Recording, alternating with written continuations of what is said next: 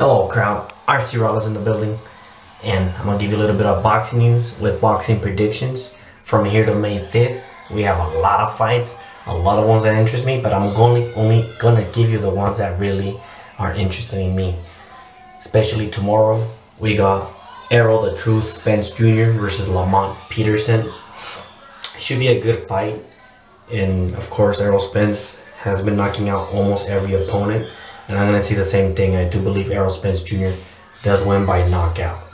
I'm not sure what round, but if I have to put a round, I want to say 8 or 9 just because Peterson does use a lot of movement. But it should be a great fight. Now, on January 27th, we have a doubleheader on HBO. We got Lucas Mathise returning to the 147 versus Tawan Kiran, something like that. It should just be an okay fight because nobody really knows Tawan, even though he's 38-0.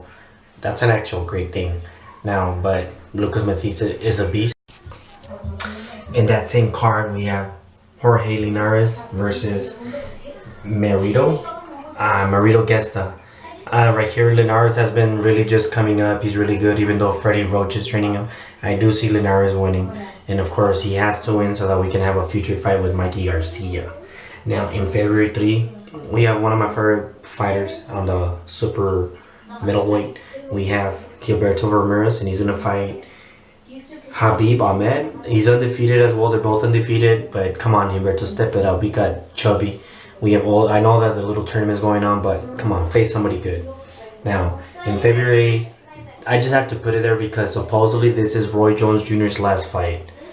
And that's about it because he's not that great, but if it's the last fight, after that, 5 years from now, he will be inducted into the Hall of Fame. In February 10th, we got Miguel Berchelt defending his title after he got injured versus Christian Mijares. Again, Berchelt should win this fight.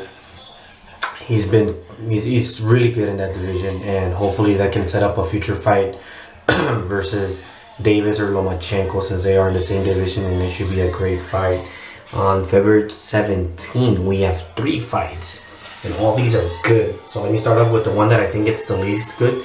Devon Alexander versus Victor Ortiz. Victor Ortiz usually is a quitter, but he says he's coming back, that he wants title and he wants to take over. Same thing with Devon Alexander, so who knows. If I have to choose a guy just because I like him more, Victor Ortiz, hopefully he wins. But again, it's not a big fight, but it's an okay. It's like a tune-up so they can get together. The other one in February 17 as well is Danny the Swift Garcia versus Bam Bam Rios, Brandon Rios. I really want to pull for Rios to do an upset just because I don't like Danny Garcia, but I do see Danny Garcia winning. But like I said, if there's an upset, I'll be really happy. I just see Danny Garcia winning.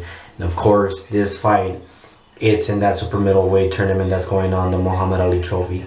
I really want to watch this fight. George Groves versus Chris Eubank Jr.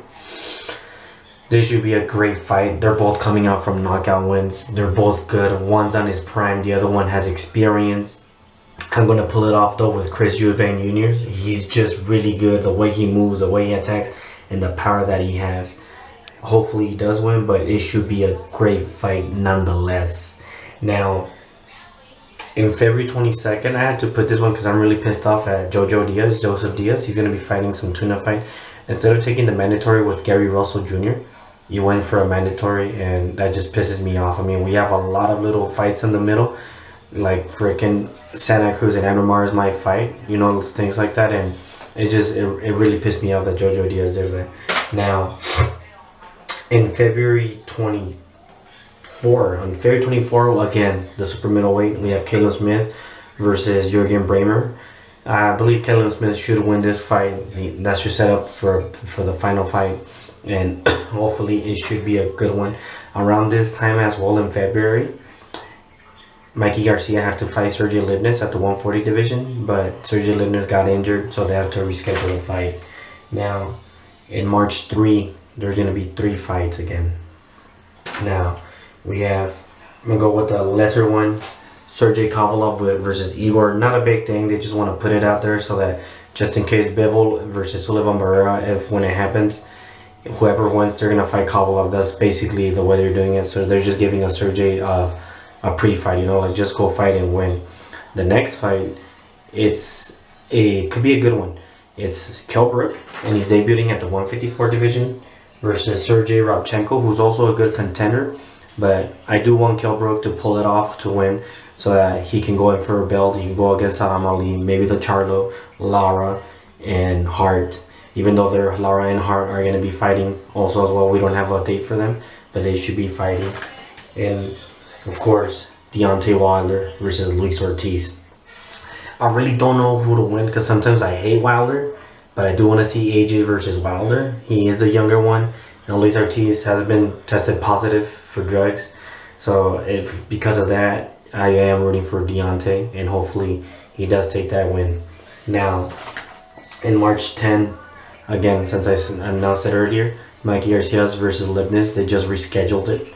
Hopefully it's a great fight. Around March, also in March, I didn't see where it landed, but Oscar Valdez will be facing, I believe it was Lee Selby, and that should be a great fight. I will be rooting for Oscar Valdez, since I do like the kid, and I want him to face other fighters like Carl Frampton, Abner Maris, Santa Cruz, and hopefully move up to the 130 division to take on the other guys.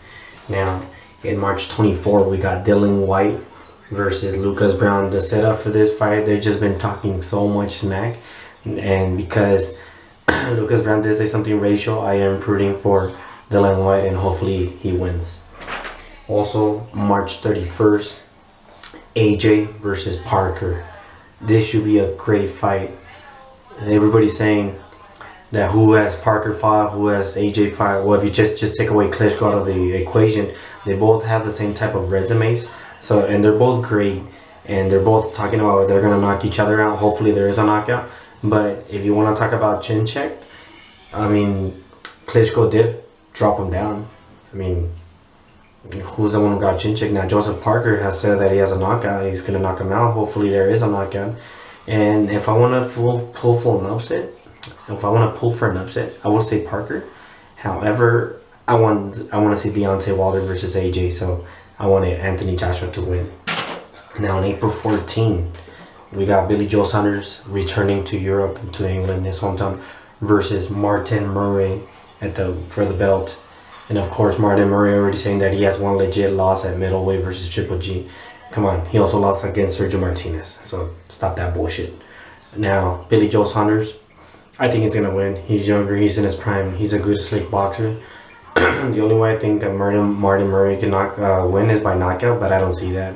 He's just had many title shots, and he's lost all 4 of them.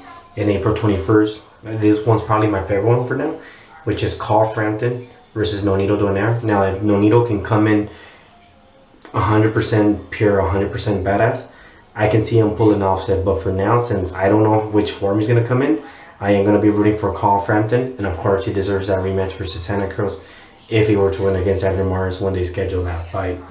April 21st, around that same date as well, Amir Khan will fight after that knockout loss, 2 years back.